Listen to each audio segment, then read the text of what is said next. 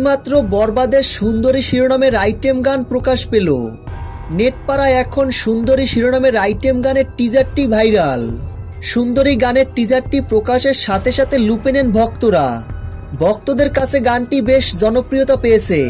প্রিয় ভিউয়ার্স, বরবাদ সিনেমার সুন্দরী শিরোনামের আইটেম গানের টিজারটি আপনাদের কাছে কেমন লেগেছে কমেন্টে জানাতে ভুলবেন না।